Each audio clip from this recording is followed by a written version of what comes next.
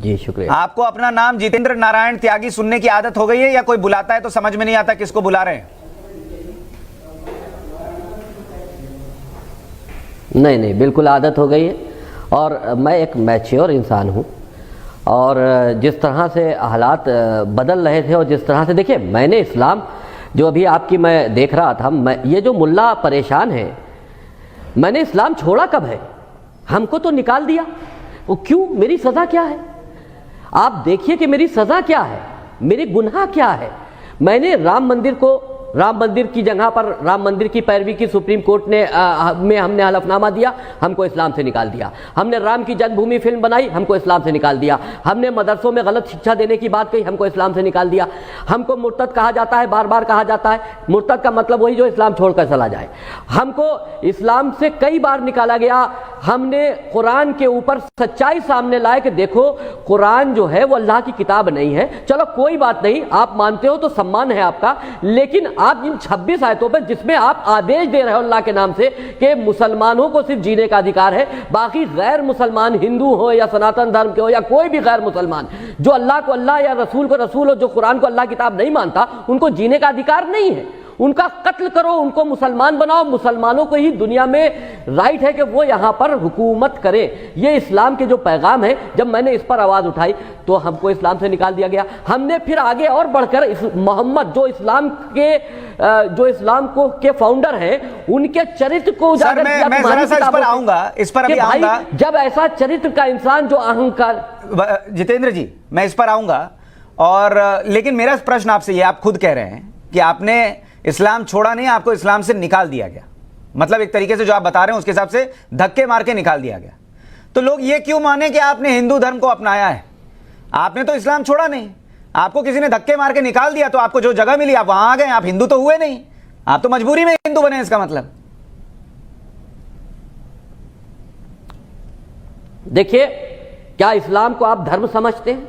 हम तो एक आतंकी गुट का पार्ट थे, उस गुट ने हमको बाहर कर दिया क्योंकि हमने उस आतंकी गुट की असलियत। अरे भाई, आतंकी गुट में आप थे ना, आपने तो नहीं छोड़ा ना आतंकी गुट। आप खुद कह रहे हैं आपने आतंकी गुट नहीं छोड़ा, आपको धक्के मारकर निकाला गया उस आतंकी गुट से। तो आप कैसे आतंकी नहीं थे? आप क्यों माने आप हिंदू हैं? जब धक्के मारकर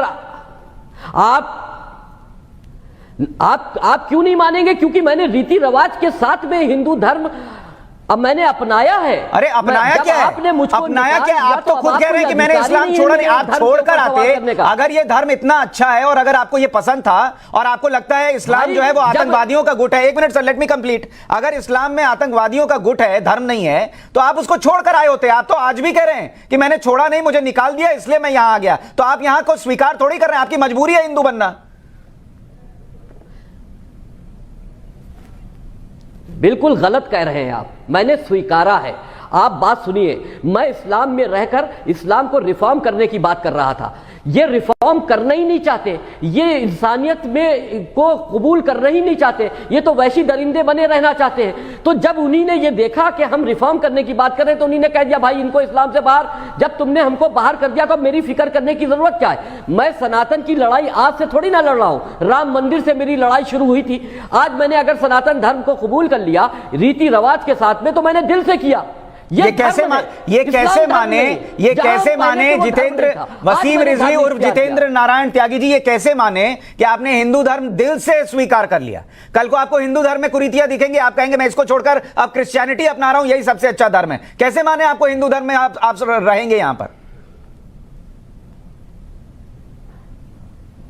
देखिए, कृतियां हर तरफ होती हैं, लेकिन उसका सुधार होता है।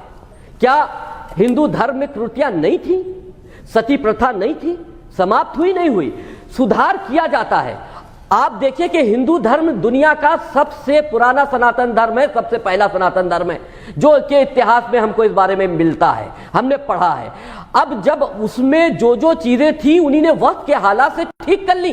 अरे भाई, आज दूसरे धर्म के लोग, आज इंसान मनुष्य चांद पर जा रहा है, पृथ्वी से दूर जा रहा है, और आज भी ऊंट पर बैठकर मुसलमान कह रहा है कि दुनिया चपटी है। ये किस तरह से अपने बच्चों का मुस्तकबिल बना रहे हो भाई? तो हमने तो रिफॉर्म करने की बात की थी, हमने थोड़ी ना कहा था कि तुम हमें निकाल दो, लेकिन जब तुमने निकाल दिया तो हम तुम्हारे पैरों पे थोड़ी ना पड़े रहेंगे। हम सनातन की लड़ाई तो पहले से लड़ रहे थे। हमने जब हमें कब्र देने से मना किया गया तो हमने कहा कि सनातन धर्म के हिसाब से मेरा अंतिम संस्कार हो, हमारी चिता बनाई जाए। जब मेरा अंतिम संस्कार भी उसी हिसाब से मैंने कबूल किया है, तो सनातन धर्म में कम से कम इंसानियत की तो बात है, कम से कम मनुष्य जैसा व्यवहार तो होता है, इज्जत तो दी जाती है। आप तो छुआछूत करते हो, आप तो इंसानियत को जो लोग फॉलो कर रहे हैं आप उनसे नफरत रखते हो, आप उनके कत्ल की साजिश कर रहे हैं। आप देखिए कि आईएसआईएस ने महादेव का एक चित्र, उसकी गर्दन काटकर उस पर उन्हीं ने एक इस्लामी फ्लैग लगाकर क्या मैसेज दिया, यानी कि वो भगवान महादेव की वो मूर्ति को खंडित करने का मैसेज ये है कि वो सनातन को खत्म करना चाहते हैं, हिंदू धर्म को समाप्त करना चाहते हैं, हिंदुओं को मारना चाहते हैं, उनका ये मंशा है। और जिसकी मंशा ये हो कि धर्म के नाम पर वो किसी की इस तरह से अपमानित कर रहा है, तो भाई अगर मैंने उसके लिए हम संघर्ष कर रहे हैं, हमको मोहब्बत है सनातन धर्म से, हमने उसमें अच्छाइयां देखी तो कबूल किया, जिसको अच्छाइयां दिखी तुम भी आ जाओ। जितेंद्र नारायण त्यागी जी, पगड़ी उठाओ, मुल्ला हो, वापस आओ ना। जितेंद्र नारायण त्यागी जी, आपकी उम्र क्या है आज की तारीख में?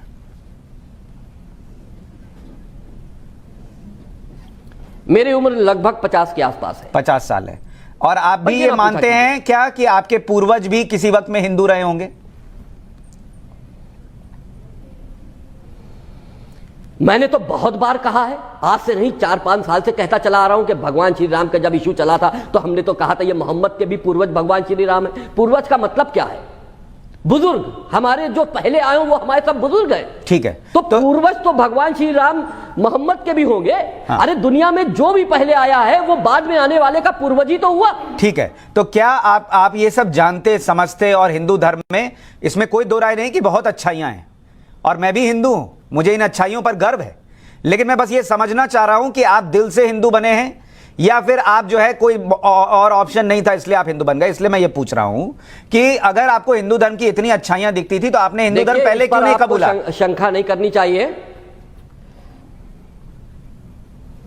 देखिए, मैं एक संघर्ष कर रहा व्यक्ति हूं, मैं कई सालों से संघर्ष कर रहा हूं। मैं चाहता था कि मुसलमानों को रिफॉर्म किया जाए, मुसलमानों को ठीक किया जाए। मैंने बात पर बात निकालते हुए उनको समझाया, उनको आईना दिखाने की कोशिश की कि तुम इंसानियत के खिलाफ काम कर रहे हो। लेकिन जब उन्हीं ने, आप बताइए कि जुमे की नमाज कितना अहम दिन मुसलमानों के लिए होता है, जब उस जुमे की नमाज के बाद वो बाहर निकल के कत्ल की साजिश करते हैं, तो अब ये बताओ किसकी इबादत कर रहे हो? तुम जुमे की नमाज के बाद मेरे पुतले फूंकते हो, यति नरसिंहानंद जी के पुतले फूंकते हो, हर जुमे में मेरा इनाम बढ़ जाता है कत्ल का। भाई अभी जो आपने छोटे छोटे इनाम की घोषणा की, हैदराबाद में कांग्रेस का एक जो एक्स कैंडिडेट रहा है उसने तो 50 लाख 1 करोड़ रुपया इनाम घोषित किया हर जुमे को, अगले जुमे में और ये इनाम बढ़ जाएगा। तो आप डर के आ गए कि आपको यहाँ आएंगे, हिंदू धर्म में रहेंगे तो बचे रहेंगे, नहीं तो ये लोग तो मार देंगे। प्लानिंग करके डर, तो क्या वो बचे क्यों रहेंगे? भाई डर नहीं है, डर तो हम तब भी नहीं थे, आज भी नहीं है। और मैं खुल कर इस बात को लड़ना चाहता हूं। आईएसआईएस जैसी जो कट्टरपंथी संगठन है, मैं उनके विचारों से भी लड़ना चाहता हूं, वक्त पड़ी तो सामने भी लड़ सकता हूं। अफगानिस्तान भी मुझे भेज दो। ठीक है, तो थोड़ा सबूत दीजिए अगर हिंदुत्व के। जितेंद्र जी की आप सौगंध ली है, जितेंद्र जी आपने सौगंध ले ली और इस धर्म को इतना आप पसंद करते हैं, इसमें आने के पहले आपने कुछ होमवर्क किया? हनुमान चालीसा आती है आपको? भाई अब मेरा ये फैसला 3 दिन पहले का है। मैंने 3 दिन पहले फैसला लिया, महाराज जी को फोन किया और हमने सनातन धर्म कबूल कर लिया। इस धर्म के बारे में और कुछ बता सकते हैं आप, जिससे लगे कि आप दिल से आए हैं? सिर्फ ऊपर भगवा नहीं पहना है और माथे पर चंदन नहीं लगाया है, इसका सबूत दे सकते हैं कि मन में भी अंदर हिंदू है? आप इसका सबूत यह है कि आज से 3-4 साल पहले मैंने पहला मुसलमान था उस वक्त जिसने भगवान श्री राम के जन्म स्थान पर मंदिर बने, इसका एफिडेविट सुप्रीम कोर्ट में दिया था, शिया वक्फ बोर्ड के अध्यक्ष होने के नाते। तो ये कोई बहकी हुई बात थोड़ी ना है, पूरे समाज से लड़ जाना ये कोई बहकी हुई बात थोड़ी ना है। तो मैंने इसका एफिडेविट दिया था, क्योंकि मैंने जब ये कहा कि भगवान श्री राम मेरे ख्वाब में आए थे, लोग मेरा हंसी मजाक बनाने लगे। तो ये तो हर चीज का हंसी मजाक बनाते हैं, बेइज्जत करते हैं। मैंने अगर के सनातन धर्म से अगर मुझे इतनी मोहब्बत और इतनी अगर वो ना होती, इंसानियत मैंने ना देखी होती, तो मैं भगवान श्री राम के मंदिर के लिए मैंने क्यों एफिडेविट दिया होता? मैं तो सुन्नी समाज के साथ में जैसे इससे पहले ठीक है, मैं बाकी मेहमानों के पास जाऊं उससे पहले एक प्रश्न का जवाब दीजिए आखिर में सर, आखिर में एक प्रश्न का जवाब दीजिए, हिंदू धर्म तो नहीं छोड़ देंगे? बिल्कुल नहीं, मरते मरते नहीं छोड़ूंगा। और मेरा अंतिम संस्कार इन लोगों द्वारा मारे जाने पर, ये मुझे मालूम है ये मारेंगे, मेरी नेचुरल डेथ नहीं होनी, मुझे कोई बीमारी नहीं है, ये लोग मुझे मारेंगे और ये जरूर मारेंगे, मेरी हत्या करेंगे। 99.9% मुझे ये उम्मीद है, अगर कि ये मेरी हत्या हो जाए तब भी मेरा अंतिम संस्कार हिंदू रीति रिवाज के साथ में होना है। मैंने इसका एक एफिडेविट भी तैयार करके दे दिया है। और अगर नेचुरल डेथ होती है किसी चीज में तब भी हिंदू रीति रिवाज के साथ में होता है। जब मरने के बाद भी का भी मैं तय कर चुका हूं तो अब छोड़ने का क्या मसला बनता है?